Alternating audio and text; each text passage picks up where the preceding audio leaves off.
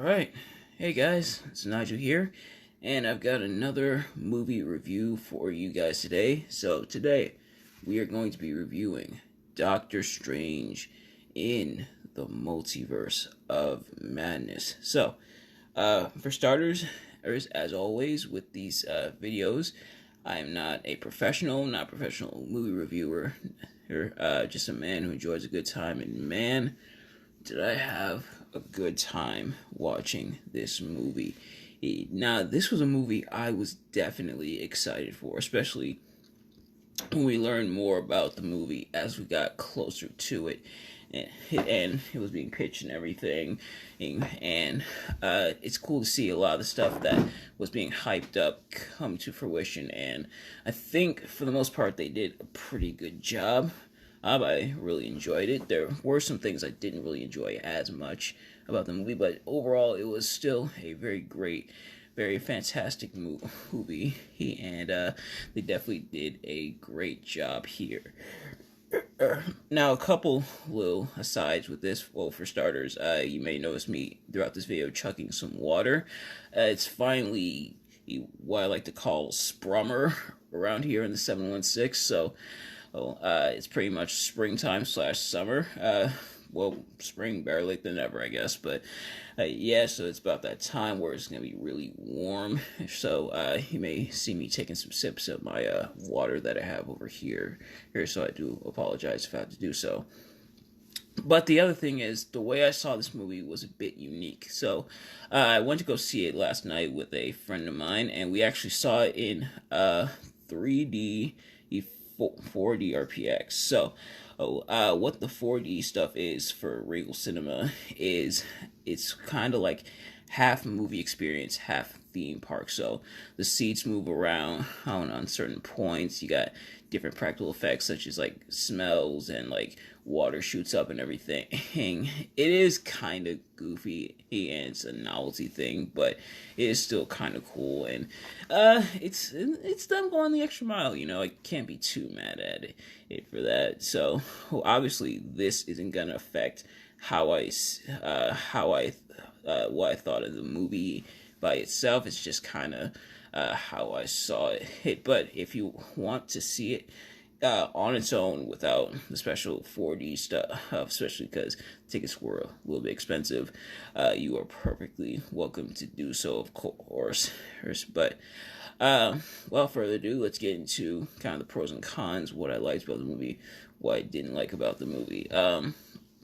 For starters, while we didn't get our 3-hour movie, the movie was a good 2 hours and 6 minutes, which is still pretty good, and honestly, it was paced relatively well to the point where I feel like they were able to do what they had to do in the 2 hours and 6 minutes that they had, which realistically it's a little less because like commercials and stuff, but they were able to do what they needed to do to the point where I feel like if it was 3 hours, it would have dragged a little bit. And now there's some movies that go too long and they do drag, but they're long movies. But then there's some movies that are too quick where things just boom, boom, boom, and then it's over with and you don't really absorb anything. But I feel like with this movie, them not getting to that 3-hour mark that we thought it was going to be, maybe that was a blessing in disguise. Maybe that was the right way to go about it. But I don't know, that's just me. But I did enjoy that. Doctor Strange, of course, looking absolutely awesome as ever. So within the MCU, we are officially in the Multiverse saga. And now we're seeing the multiverse explored a whole lot especially in this movie. And Doctor Strange, of course, is going to be the key player in that saga, even though this is technically his second movie.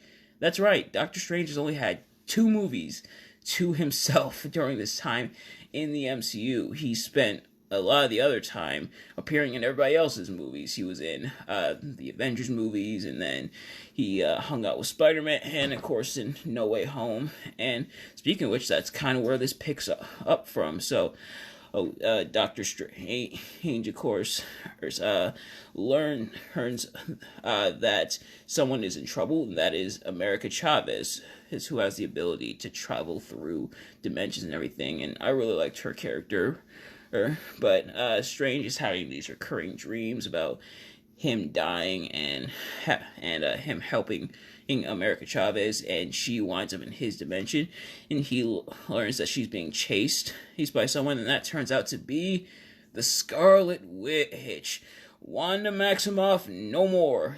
We have now got the Scarlet Witch, kinda, but Scarlet Witch has been influenced by the Darkhold, well, pretty much trying to feed her desire and everything, and what she wants is pretty much a family with her two sons and everything. And so this ties into the WandaVision TV series, which I admit I did not finish, and I'm just gonna take a sip of water real quick.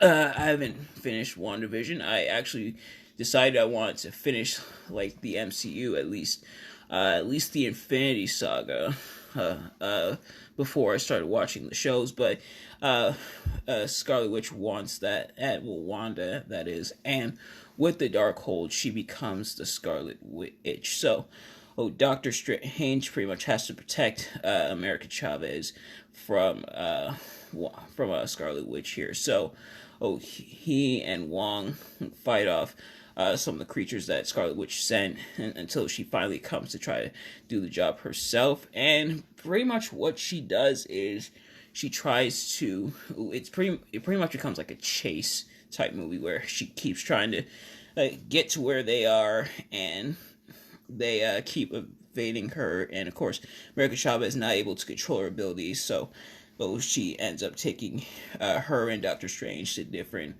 realities. And there's one universe they end up in, which is revealed that the Doctor Strange there died. At first, what they thought was a battle against Thanos, but it turns out he actually was sacrificed by fellow members of the Illuminati. So yes, the Marvel's Illuminati got introduced here in the movie. Now, believe it or not, yeah, Illuminati's conspiracy theory and, the real world and everything, but it actually is an entity in the Marvel Comics, and Doctor Strange is a part of it. So, essentially, for those of you who aren't familiar with the lore, the Illuminati is essentially there to protect the world from threats, more so in secret, almost like S.H.I.E.L.D., and it's got some of the smartest minds behind it. And this version of the Illuminati includes Mordo, Doctor Strange, before that universe's Doctor Strange died. And there actually is another version of Doctor Strange that died, that was heading with America Chavez, and he gets buried in Doctor Strange's, the regular Doctor Strange's universe. It's gonna get kind of weird because, multiverse travel and stuff. It's pretty much like not Far From Home, No Way Home, in a way, which I guess is fitting because Doctor Strange is kind of set off the domino effect from what he did there. So, there's that. The other members of this Illuminati, like I said, include Doctor Strange, Mordo, Captain Britain, which is Peggy Carter as Captain America. Then there's Captain Marvel, which is Monica Rambeau. So both these characters are from the What If series that's also on Disney Plus. Yes, I admit I am behind on Disney Plus shows. And then there's two things of fan service in Black Bolt as well. Well, thankfully, this Black Bolt is a lot cooler than the one they had in Humans. But two bits of fan service. First of all, we've got Reed Richards, a.k.a. Mr. Fantastic. And, it took everything in me not to squeal like a little girl when I saw him, because, baby, how they did him was really cool. And John Krasinski, I believe that's how his name is pronounced. Krasinski. I apologize if I mispronounced that. He was Jim in The Office. So, he is here as Mr. Fantastic. A lot of people wanted him to be Mr. Fantastic, and it looks like they listened, and he was Mr. Fantastic here, aka Reed Richards. And we've also got Charles Xavier. Patrick Stewart is back as Charles Xavier, and basically they reveal that Doctor Strange is dangerous because almost every version of Doctor Strange is dangerous and sets off chain reactions in the multiverse, does a lot of bad things within the multiverse, and gives in to the Darkhold in almost every universe, which is why he's such a big threat.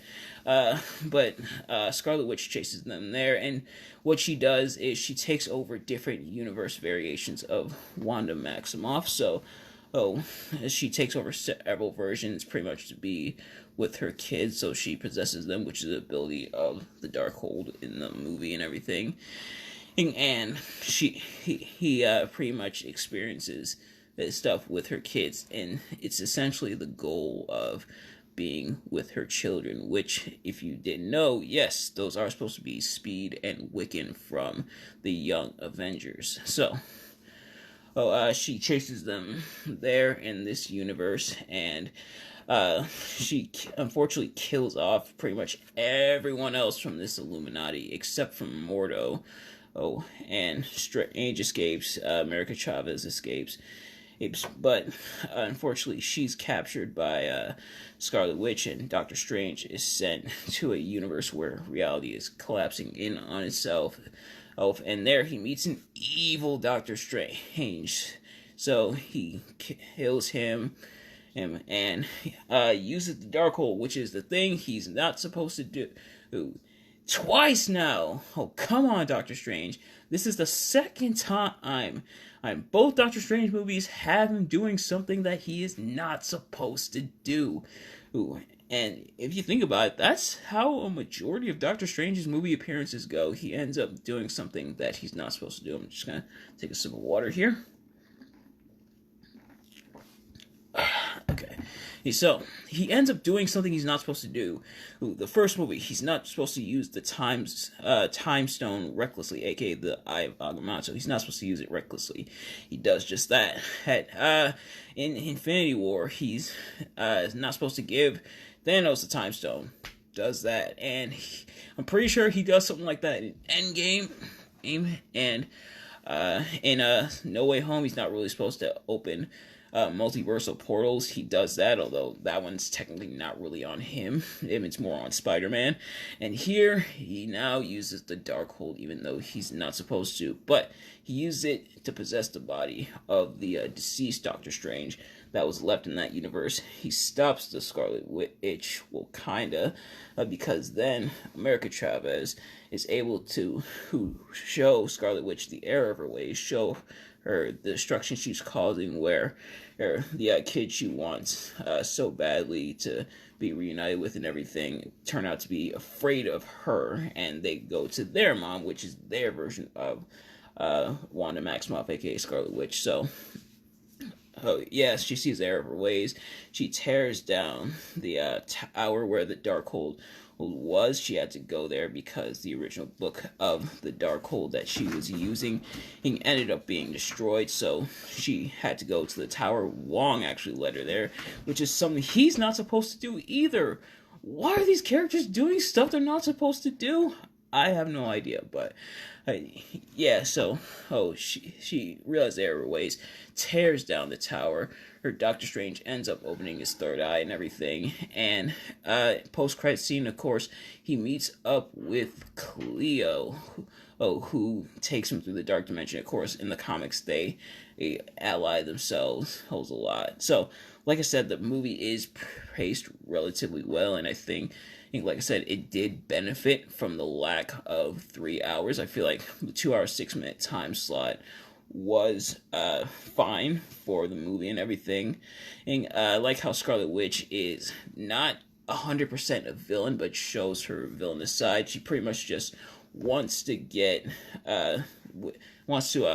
be with her children and have the family and everything, which which was, if I'm not mistaken, the whole point of WandaVision, even without seeing it. So, she essentially wants to be with her family and everything, and she's blinded by that, by the Darkhold tempting her. So, it makes that important. It makes her important, and she's super powerful in this movie as she destroys almost everyone and everything in the movie. So, a lot of power, and of course, Scarlet Witch in the comics is probably one of the most powerful mutants in existence.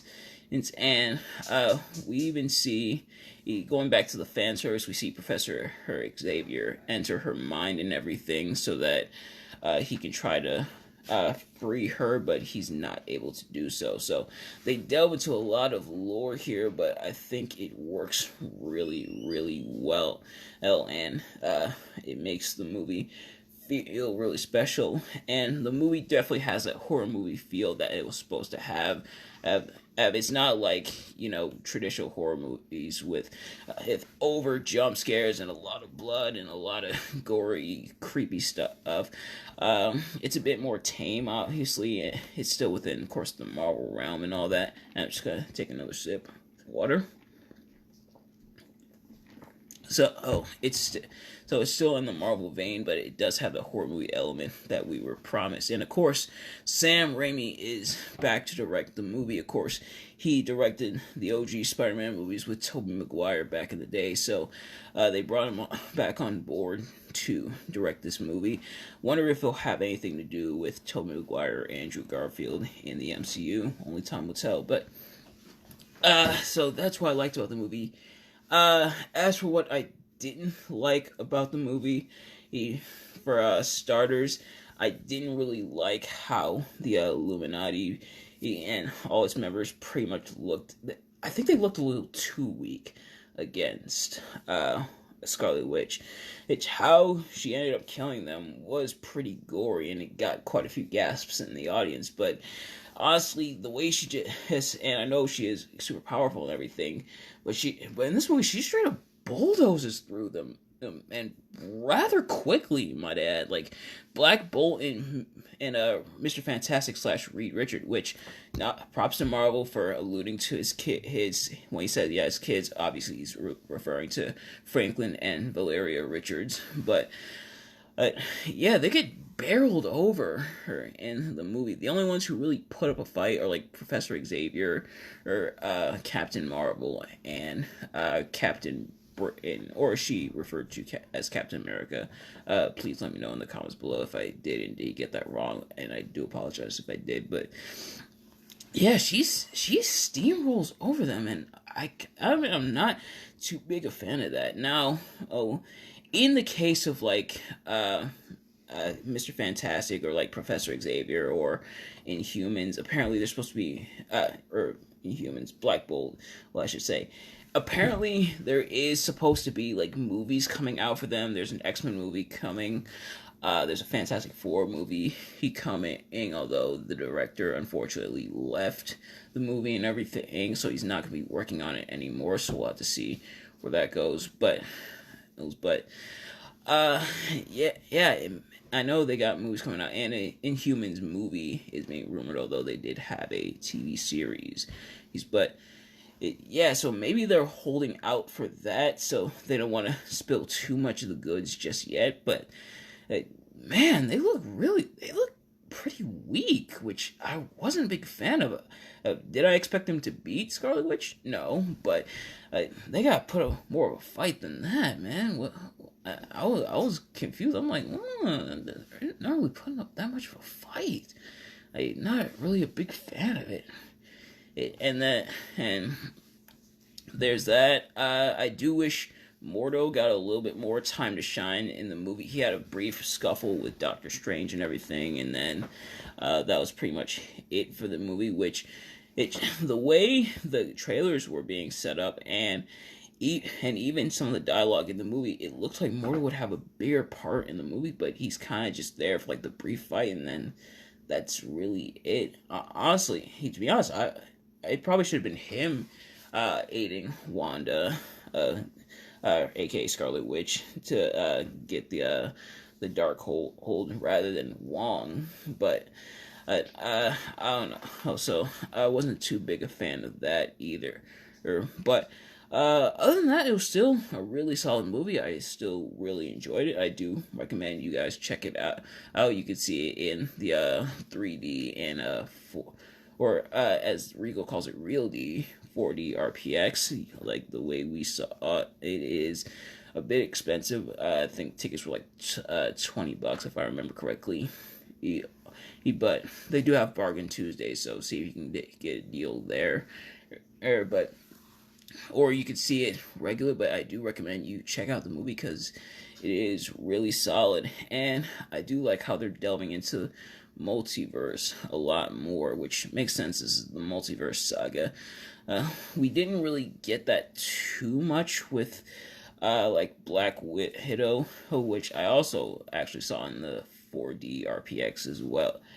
But so we didn't really get multiverse stuff there, but hopefully the multiverse is explored a lot more, and Doctor Strange becomes a bigger part, more so than he already is for that. But without further ado, that's going to do it for this video. Thanks for watching. If you did enjoy, please like, comment, subscribe, and all that. I got some more reviews coming out this week, including for Avengers Endgame. So we're going to review Avengers Endgame. I actually thought that was going to be the end of the Infinity Saga and that I would do my retrospective, but no, it turns out Spider-Man and Far From Home is actually the end of the Infinity Saga, which I gotta admit, like, I'll get more into it when I watch Endgame and everything. And so I'm gonna watch Endgame this week, probably Friday or Saturday, and have the review up. And then Spider-Man Far From Home, and expect the Infinity Saga retrospective if sometime next week.